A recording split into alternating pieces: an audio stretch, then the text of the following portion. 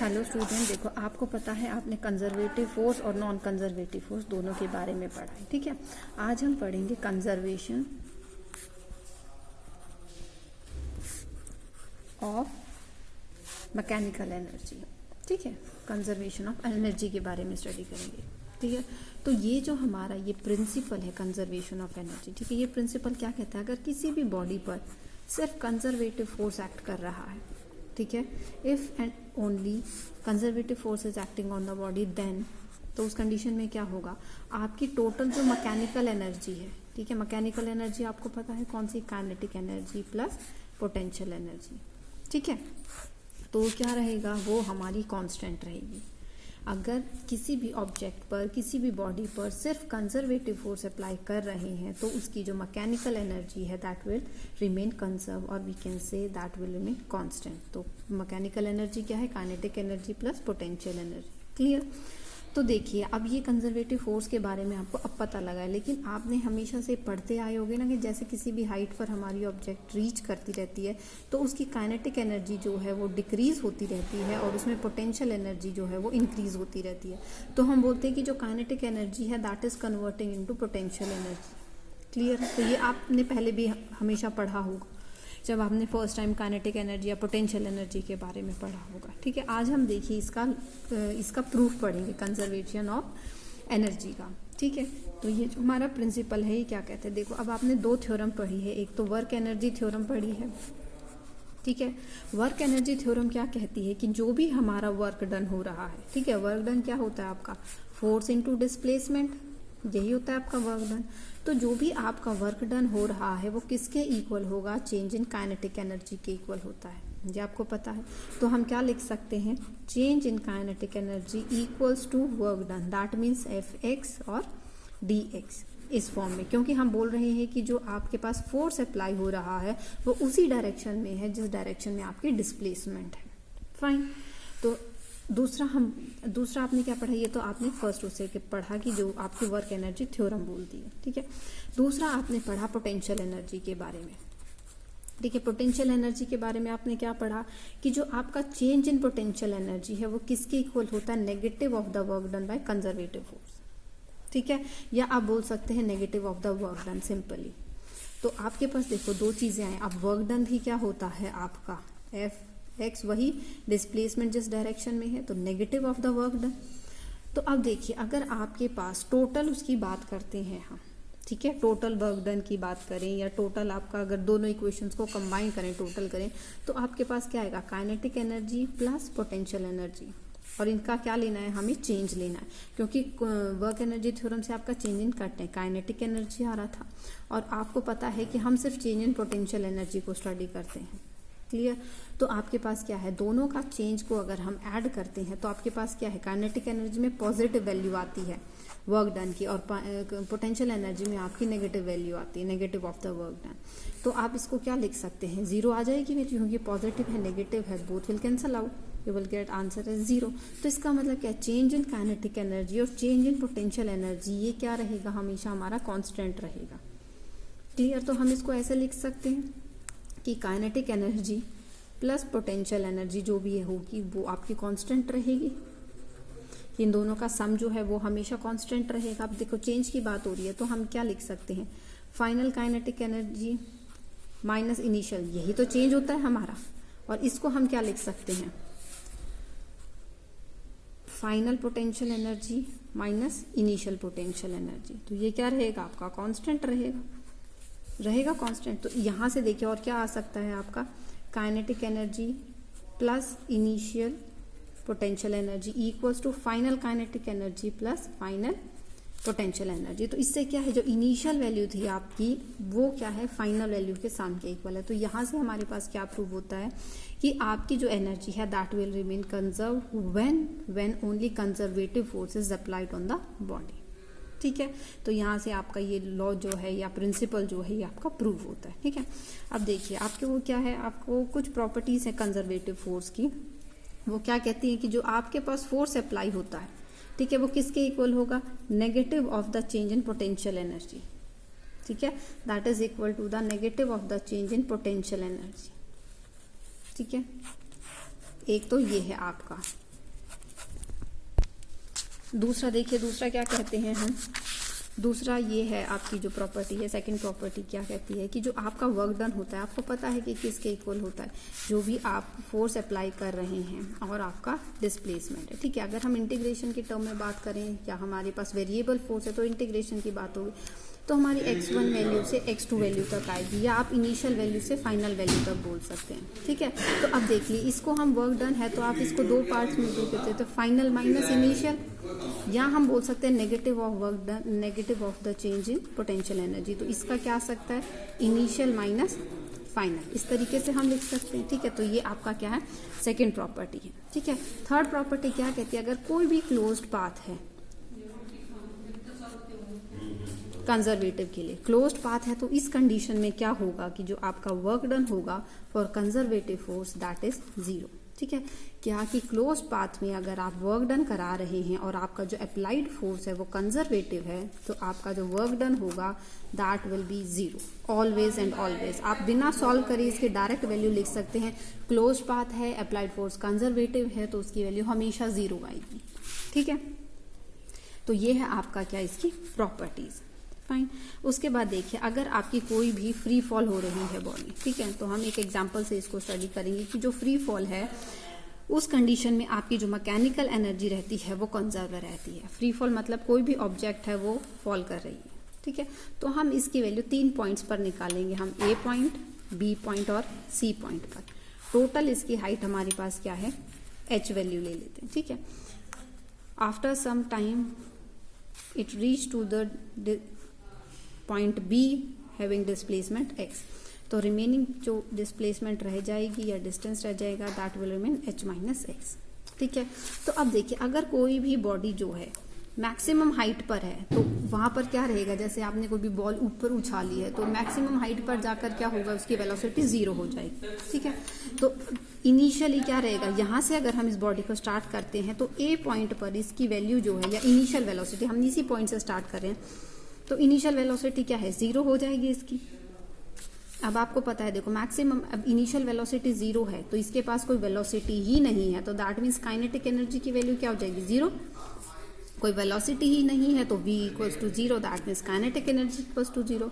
इसके पास maximum height है तो इसके पास पोटेंशियल एनर्जी है, तो उसकी वैल्यू क्या हो जाएगी, mgh, मैक्सिमम हाइट तक।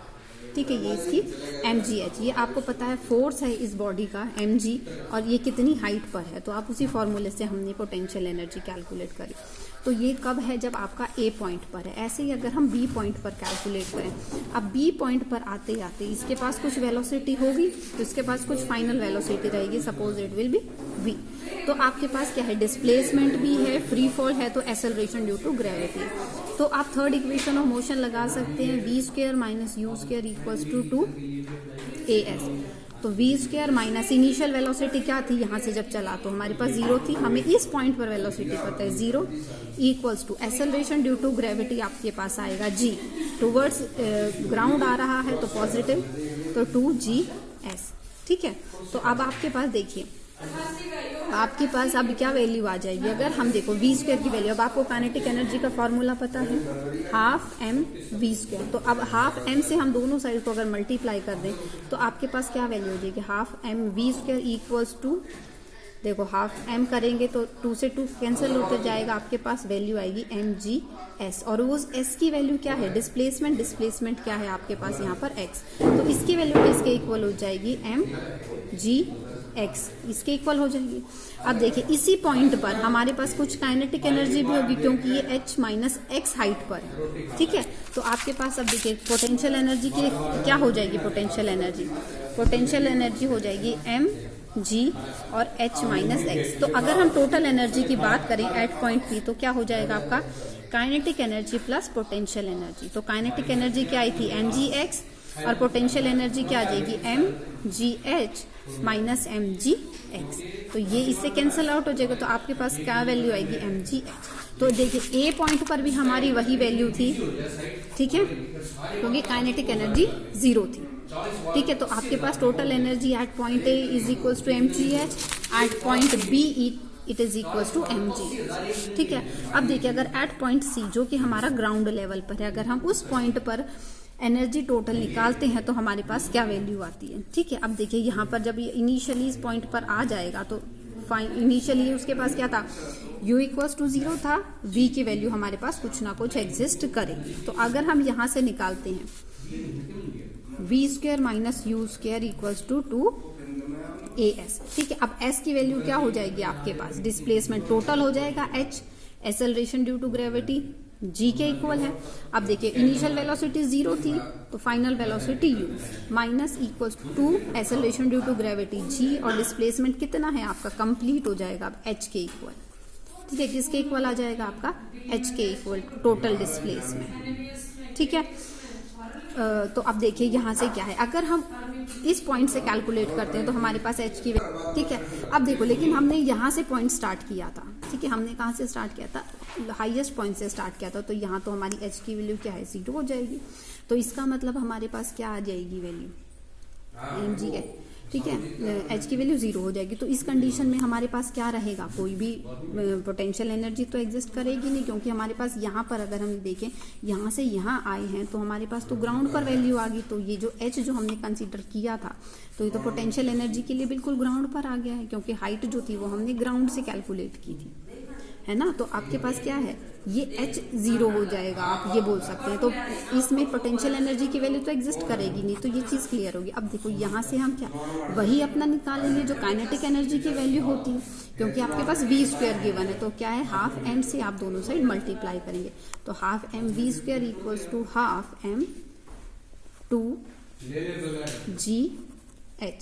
ठीक है, 2 से 2 कैंसिल, तो आपके पास की क्या वैल्यू आ जाएगी, half m v square equals to जो काइनेटिक एनर्जी है वो किसके इक्वल हो जाएगी, एम जी एच के इक्वल आ जाएगी। ठीक है, तो क्या आ जाएगी आपकी ये kinetic energy M G H के। तो अब देखिए टोटल एनर्जी क्या होगी, पोटेंशियल प्लस काइनेटिक।